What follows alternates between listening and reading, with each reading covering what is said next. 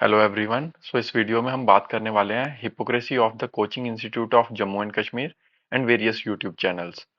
सबसे पहले मैं आपका ध्यान दिलवाना चाहता हूँ इस बात पे कि आपने कभी भी थ्योरी कंप्लीट करके एमसीक्यूज जब लगाने शुरू किए होंगे, तो क्यों एमसीक्यूज आपको वेबसाइट्स पे कम और यूट्यूब चैनल्स पे ज़्यादा मिल रहे हैं? Because it is all commercialised. YouTube पे वीडियोस पे व्यूज आएंगे तो पैसे ज़्यादा आएंगे। ब्लॉग BLOG ब्लॉग जो रिटर्न फॉर्मेट में आपको पीडीएफ वगैरह मिलती हैं उसमें उनको कमाई कम होगी या फिर नहीं होगी। अगर पीडीएफ दे देंगे तो कमाई नहीं होगी, अगर वेबसाइट बना के उस पर डालेंगे तो कम होगी कंपैरेटिवली यूट्यूब से। तो उसमें बुराई नहीं है, कमाओ, लेकिन दे आर जस्ट मतलब एक्सप्लॉइटिंग बाय सेइंग कि हम ये स्टूडेंट्स के लिए कर रहे हैं, बहुत मेहनत कर रहे हैं, ये कर रहे हैं। नहीं, ये आप अपने खुद के लिए कर रहे हो। स्टूडेंट्स का जो वो है हित है वो सेकेंडरी है आप लोगों के लिए। अदरवाइज आप लोग पीडीएफ प्रोवाइड करते हैं जिससे पढ़ना थोड़ा इजी होता है। यूट्यूब वीडियोस तब बनानी होती है जब आप ऑप्शन क्वेश्चन को उस क्वेश्चन के बारे में बैकग्राउंड इन्फॉर्मेशन काफी सारी दे रहे हो और ऑप्शंस को भी एक्सप्लेन कर रहे हो। बट मोस्ट ऑलमोस्ट सभी वीडियोस में मैंने यही देखा है कि कुछ भी एक्सप्लेनेशन नहीं प्रोवाइड की जा रही है, क्वेश्चन रीड किया जा रहा है, आंसर बताया जा रहा है। तो what is purpose of making video? मैं तो कहता हूँ कि पीडीएफ ही दे दो फिर। ठीक है। सेकंड चीज मुझे लगता है कि आप लोगों को एक्सप्लॉइट इसलिए किया जा रहा है क्योंकि आप लोगों ने खुद मतलब वल्नरेबल बन गए हो। आप यूट्यूब वीडियोस से अपना सिलेबस कवर करना चाहते हो, which is not right according to me. Books पढ़ना स्टार्ट करो, बुक्स से ही सिलेबस अच्छे से कंप्लीट होगा। 20 मिनट की वीडियोस में वीडियो से कभी भी टॉपिक कवर नहीं होता। अगर मैं मानता हूँ कि मैराथन सेशन है 1.5-2 घंटे का, तो शायद थोड़ा सा कुछ एस्पेक्ट कवर हो जाएगा टॉपिक का। अदरवाइज 20 मिनट की वीडियो देख के क्या फायदा अगर आपने दूसरा सोर्स फॉलो करना ही है उसके बाद। तो, दूसरा सोर्स फॉलो करोगे, 20 मिनट की एक और वीडियो देखोगे, मल्टीपल सोर्स हो जाएंगे, कभी कंपाइल नहीं कर पाओगे, कभी रिवाइज नहीं कर पाओगे, और यहीं पे आप एक रेस से बाहर हो जाते हो without knowing what happen to you. ठीक है। तो यही सजेस्ट करूंगा, बुक्स से पढ़ो। जैसे कंप्यूटर की अरिहंत, ठीक है, बुक बढ़िया है। मतलब 10 में से 9 नंबर कहीं नहीं गए अगर आप उसको अच्छे से पढ़ लेते हो। और मतलब सेकेंडरी चीजें भी करनी है उसके साथ, एमसीक्यूज लगाने हैं, मॉक्स लगाने हैं। ठीक है। उसके बाद मतलब और मतलब यही कहना चाहता हूँ मैं कि जो आप एक्सप्लॉइट हो रहे हो ना, फर्स्टली बिकॉज ऑफ गवर्नमेंट ने में जो भी हुआ 1 साल का डिले, जेकेएसएसबी ऑफिशियल्स का जो भी था स्कैम वैम, उसकी वजह से। बट अब आपके पास मौका है, वो लोग थोड़े स्ट्रिक्ट हो गए हैं, पूरा प्रोसेस स्ट्रीमलाइन हो गया है। लेकिन अब आपको अब्यूज कौन कर रहा है? कोचिंग इंस्टीट्यूट और यूट्यूब चैनल एक्सप्लॉइट कर रहे हैं आपको लिटरली। और आपको पता नहीं चल रहा कि आपके साथ हो क्या रहा है। सो कैसे एक्सप्लॉइट कर रहे हैं? रोज दिन की 3 वीडियोस आ जाती हैं, 10-10 मिनट की, 20-20 मिनट की, एक नोटिफिकेशन पे वीडियो बना देंगे। नोटिफिकेशन दे दो, बच्चे पढ़ नहीं लेंगे वो नोटिफिकेशन, बट आप लोग खुद देखने चाहते हो कि क्या कह रहा है इस बारे में। वो क्या बोलेगा कि चलो अच्छे से प्रिपेयर करना शुरू कर दो, बस ये एक्स्ट्रा होगा उसमें, अपडेट आ गई है, अच्छे से प्रिपेयर करना शुरू कर दो।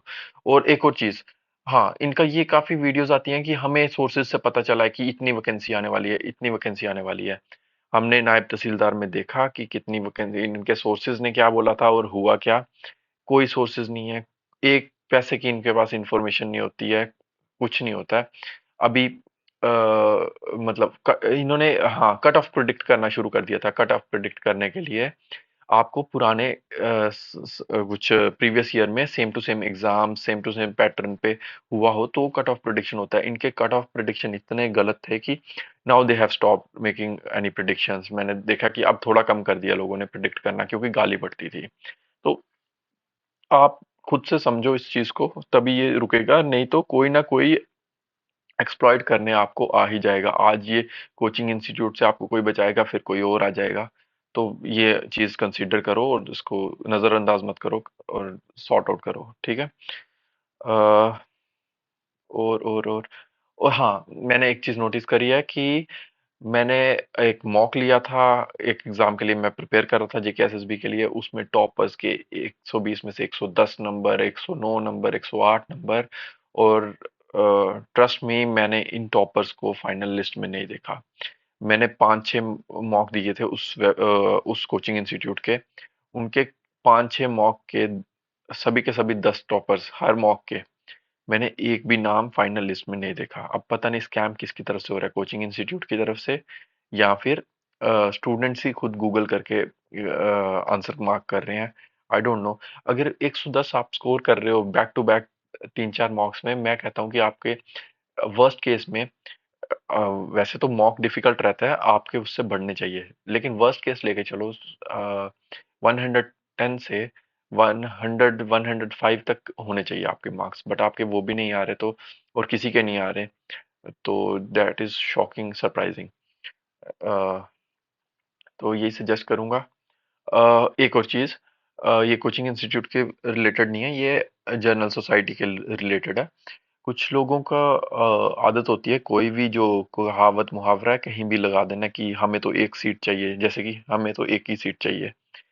ठीक है, ऐसे मत करो, अपना फ्यूचर डिसाइड। वैकेंसीज मैटर करती हैं, वैकेंसीज देख के ही प्रिपरेशन स्टार्ट करें, और एक एग्जाम पकड़िए और उसके लिए प्रिपेयर करिए। क्योंकि मुझे ऐसा लगता है कि हमारे पास ना मिनिमम एक पर्टिकुलर अमाउंट ऑफ एनर्जी है।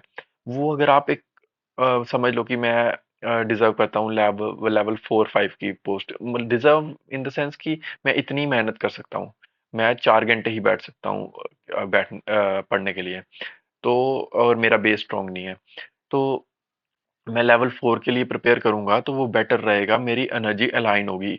इंस्टेड ऑफ मतलब सेइंग माई सेल्फ कि मैं नायब तहसीलदार के लिए प्रिपेयर करूंगा, और वो अगर नहीं हुआ तो बाकी छोटे एग्जाम तो हो जाएंगे, लेकिन जब नायब तहसीलदार का एग्जाम हो जाएगा यू विल फील एग्जॉस्टेड, और काफी सी इररिलेवेंट चीजें भी पढ़नी पड़ेंगी, कुछ सिलेबस तो डिफरेंट होता ही है ना, और एक अप्रोच डिफरेंट होती है लेवल 2-3 की जॉब के लिए और 6 की जॉब के लिए। तो ये सब कंसिडर करिए। और नेक्स्ट टॉपिक होने वाला है थोड़ा सा, उसके बारे में डिस्कस करूंगा कि हर हर सब्जेक्ट का सोर्स डिस्कस कर लूंगा आपके साथ। कौन सा उसका चैनल देखना चाहिए, यूट्यूब चैनल अगर देखना ही पड़े, कौन सा उसका बुक सोर्स यूज करना है, उसका एमसीक्यूज कहाँ से करने हैं, रिवीजन कैसे करनी है, नोट्स कैसे बनाने हैं, ये सब डिस्कस करूंगा। और अगर कुछ आपको किसी टॉपिक पे वीडियो चाहिए तो कमेंट कर दीजिए। Thank you.